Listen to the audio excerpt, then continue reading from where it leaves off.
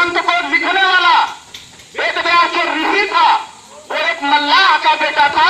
अगर उस समय जाति प्रथा रही होती तो मल्लाह की बेटी एक उस देश पर शासन कर रहे प्रमुख क्षत्रिय के घर में नहीं ब्याही गई होती और मल्लाह के द्वारा लिखे गए महाभारत को पूरा हिंदू समाज, चाहे वो अगड़ा हो चाहे वो पिछड़ा हो, अपने घर में रख करके उसकी पूजा नहीं करता। हम तो बड़ी श्रद्धा से रामायण के बारे में बहुत श्रद्धा रखते हैं, भगवान राम के बारे में बहुत श्रद्धा रखते हैं।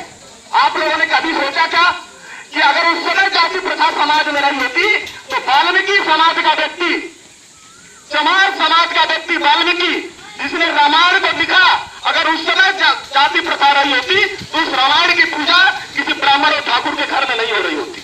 लेकिन उस समय जाति प्रथा के नाम की कोई चीज नहीं थी, समाज जाति के नाम पर बटा नहीं था। उस समय तो कर्मों के आधार पर समाज की व्याख्या होती थी। लेकिन जब इन विदेशियों को कुछ बात समझ में नहीं आई, आखिरकार भारतवर्ष सोने की चिड़िया कहलाता है, इसको कैसे लूटा जाए, इसको कैसे तोड़ा जाए, जब वो ताकत में भारत के सामने परास्त होने लगे तो उन लोगों ने ये योजना बनाई कि भारत को जाति पंथ और संप्रदाय के नाम पर बांट दो, इनके बीच में फूट डाल दो और राज करो। अगर भारतवर्ष में जाति प्रथा रही होती तो एक छोटे से परिवार से, सामान्य से दलित परिवार से निकले हुए नानक देव इतने बड़े संत नहीं हुए होते देश में। भारतवर्ष में अगर जाति प्रथा रही होती तो रविदास और कबीर, रसखान और रहीम जैसे व्यक्ति भारतवर्ष के संतों के आदर्श नहीं हुए होते। अगर जाति प्रथा रही होती तो मीराबाई जो क्षत्रिय समाज में जिन्होंने जन्म लिया था वो रविदास की सबसे प्रिय शिष्य नहीं हुआ करती। राजमहल की राजकुमारी रविदास की जाकर के कभी शिष्य नहीं बनती अगर जाति प्रथा रही होती तो। लेकिन जाति प्रथा के नाम पर समाज को बांटा गया, तोड़ा गया।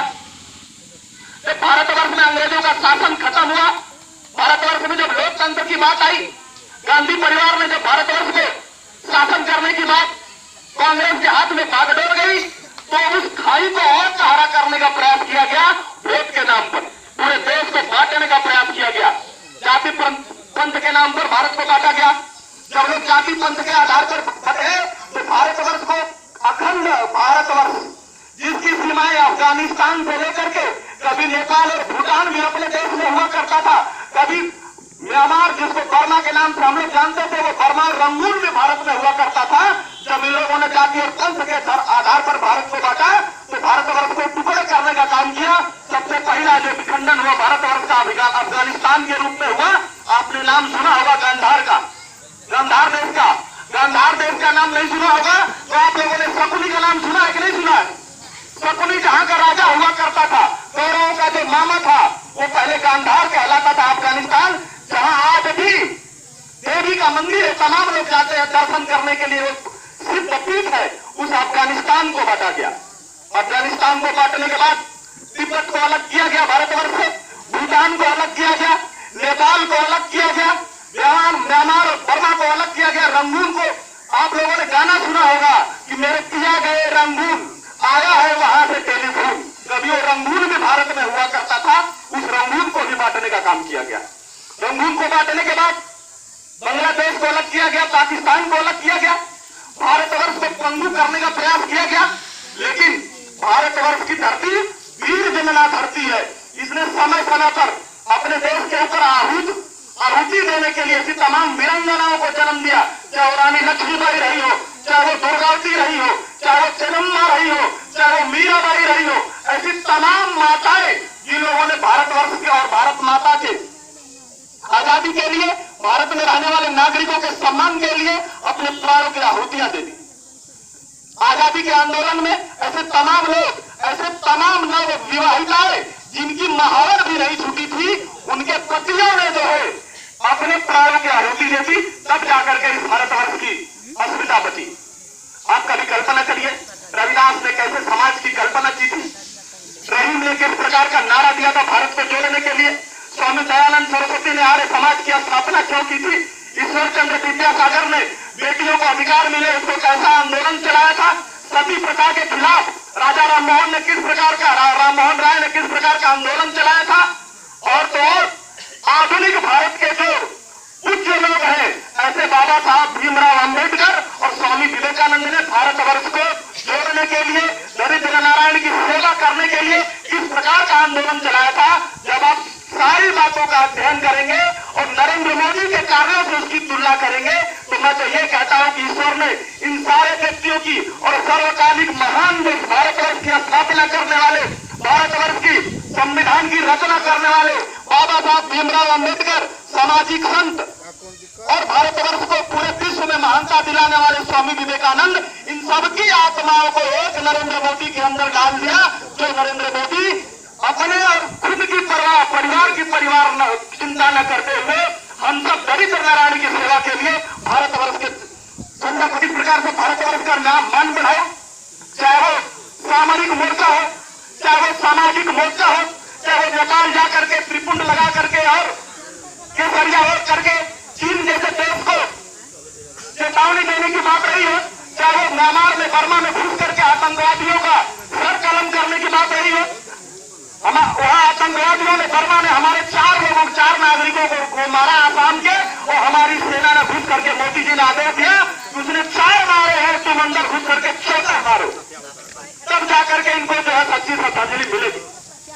देश की आम गरीब जनता से जुड़ने के लिए, देश की आम गरीब जनता का जो दर्द है उसको लाने के लिए किस प्रकार का प्रयास किया जा रहा है, जैसा आपको सबने बताया, चाहे वो जनधन योजना हो, चाहे वो जीवन ज्योति बीमा योजना हो, और सबसे अधिक तो मैं एक बात बताऊंगा, बाकी बात सांसद जी रखेंगे, उज्ज्वला योजना के माध्यम से मोदी भी एक गरीब परिवार से आता है। मोदी स्टेशन पर चाय बनाता था, चाय की दुकान थी मोदी जी के पिता की, और उनकी माता घर में चूल्हा फूंकती थी, और उस धुएं से उनके माता जी का फेफड़ा खराब हो गया। और मुझे एक प्रसंग और अपना भी याद आता है, मैं किसान परिवार से हूं। आने वाले 10 वर्ष पहले हमारे पास समझिया लोग, हमारे घर में गैस का सिलेंडर रहा, लेकिन हमारा आजी बहुत हिटलर रहा।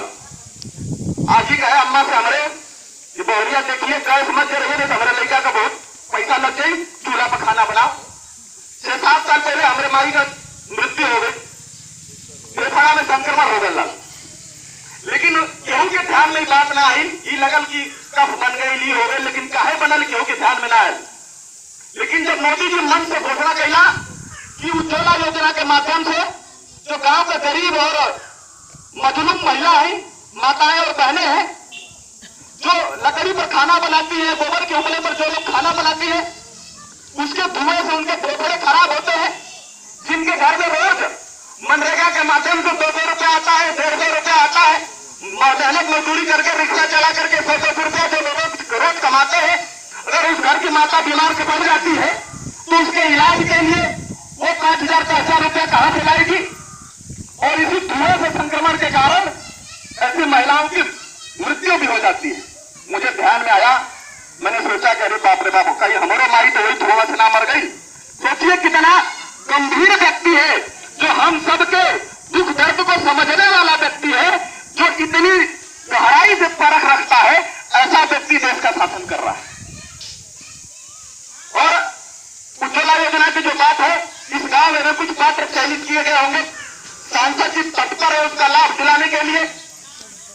भारतवर्ष की सारी महिलाएं, ऐसी 5 करोड़ महिलाओं को आने वाले 3 वर्षों में फ्री गैस कनेक्शन मिलेगा। 1 रुपया आपको नहीं देना है, उल्टे भारत सरकार जिनका भी जनधन योजना के तहत खाता होगा उसमें सब्सिडी भेजेगी, छूट का भी पैसा भेजने वाली है।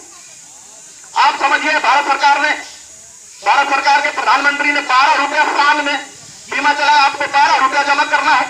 एक बीमा योजना है, आपको 345 या 46 रुपया जमा करना है, 12 रुपया, और वो मिला करके साल में 361-62 रुपया जमा करना है। 330 रुपया और 12 रुपया, कुल मिलाकर के 342 रुपया जमा करना है।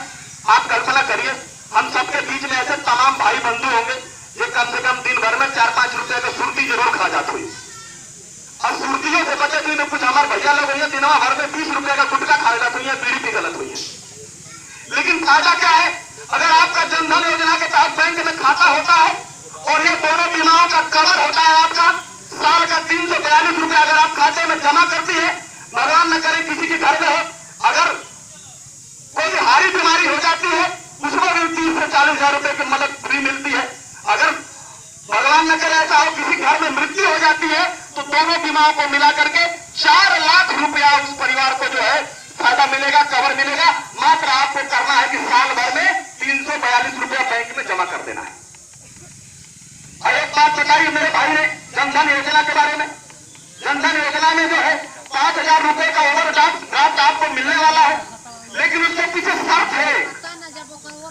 शर्त यह है कि जो आपका जनधन योजना के तहत खाता है उसमें 10-50 रुपए हर महीने डालते निकालते रहिए। वो पैसा आप ही का है, खाता चलना चाहिए, खाते में कुछ आता जाता रहे। तो अगर आपको जरूरत पड़ेगी तो 5,000 रुपए का ओवरड्राफ्ट बिना ब्याज के 5,000 रुपए का लोन आप ले सकती है। अब लोगों ने कहा कि 5,000 रुपए से क्या होगा?